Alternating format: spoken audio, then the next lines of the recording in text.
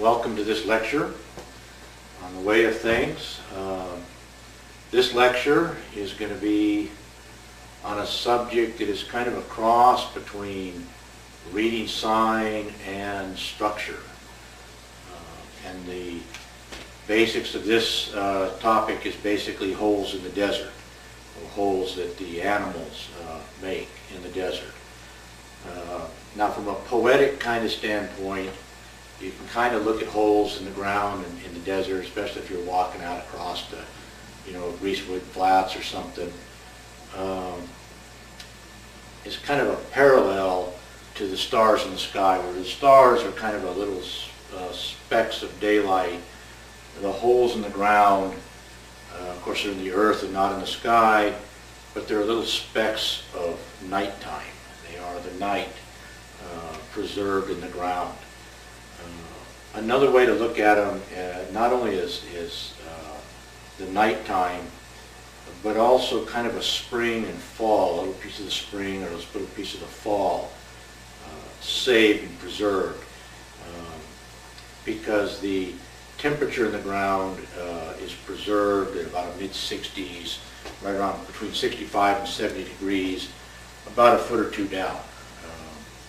Various things, reflectivity and stuff, make a difference, but the point is that the temperature is a mild temperature. So in the winter time, if an animal goes into its hole, it can escape the cold, which means it's escaping the need for food. It's preserving its body temperature without the use of food. And in the summertime, during the extreme heat, it's preserving water. You can get into there during the hottest parts of the day. And indeed, many animals, like most of your lizards and snakes, actually will die within a few minutes of being on the surface in the midday sun in summer. They really have to have those holes in the desert. Their life literally depends upon it. And by looking at these holes in the desert, you can gain a lot of information. After a while, you understand the different insects and how different lizards and rats and stuff burrow in. You can kind of get an idea not only who's there, but the level of activity. You'll learn to see that that's a freshly dug hole, or I'm seeing a lot of freshly dug holes, or very few. And it gives you a census as to the activity that the inhabitants, are, whether they're expanding. If you see a lot of empty holes with cobwebs in front of them, you kind of realize that the population of the animals that dug them holes is either inactive or has dropped. And many times you'll find that the ability of the soil to be dug in makes enough difference as to whether there's a population of lizards or snakes and rodents and whatnot or not. Regardless of the fertility of the ground, without holes, many of the animals simply couldn't live. So if the sand is too soft and it caves in, or if it's too hard for them to dig into, they simply can't live there. Some certain species simply cannot live there. And sometimes this is over a broad area as to whether the soil is suitable for digging, and it's based on a lot of different things. One of the things you'll find, if you have a ridge that's crossways of the wind and it has like a bow wave, if you viewed the lecture on wind and structure like that, you'll know that sometimes as the wind comes across a valley or an open place and hits a mountain, that shifting, the wind is slowed down and the sand and dead insects and pollen and other light debris, leaves, fall out and lay there on the ground. Well, if you have the mountain shedding debris is off these alluvials, and of course we're talking ages now, we're talking geologic time, it runs a fresh batch of gravel down, centuries past, putting soft sand and leaves and debris mixed with that. Then another washing comes along and mixes and covers that last, and then the wind over the time puts it back. And this over and over again oftentimes builds a soil somewhere in that alluvial angle that's optimal for digging holes for lizards, for turtles, for foxes, and so forth. And it's a crucial environmental attribute for them.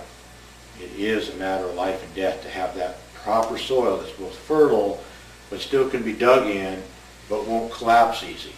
So you end up often finding this in kind of a strip or wrap around a mountain that has this proper area that is good soil to be dug in. And when you find a place like that, it's good to note and understand it. It's how it keys in with the rest of the environment. One of the ways it will key in with the rest of the environment is you may have like some hawks or eagles living up in the higher elevations, the rocky portion of the mountain.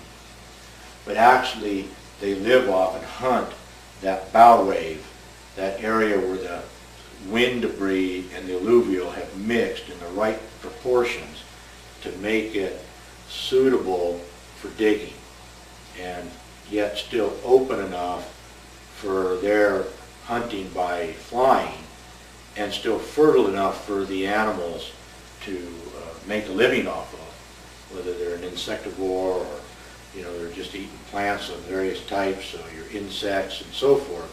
But they have a whole population.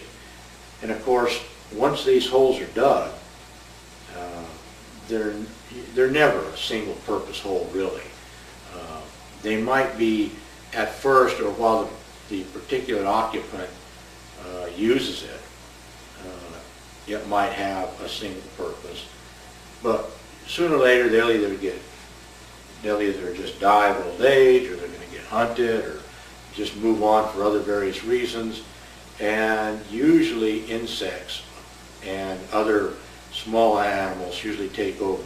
It's a good place for scorpions and spiders and centipedes and these kinds. And now some animals, some insects, the tarantula, it's not an insect, but they'll make their own burrow and use it.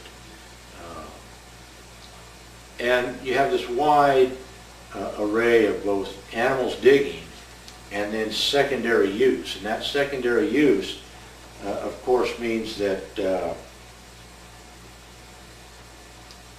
it's a resource for everything, or for a wide range of animals as well as plants. A lot of times seeds and stuff like that can fall down in these holes, and eventually they do cave in, and then a rain can come along, and now you have a seed that's actually planted, and there's a certain amount of churn in the soil when it's right.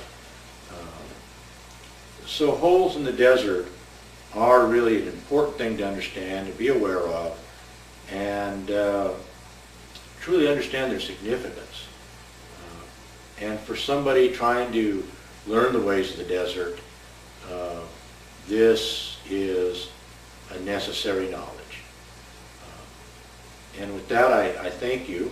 I hope that I've enlightened and helped somebody understand their significance and increase your enjoyment of the desert. And with that, I thank you.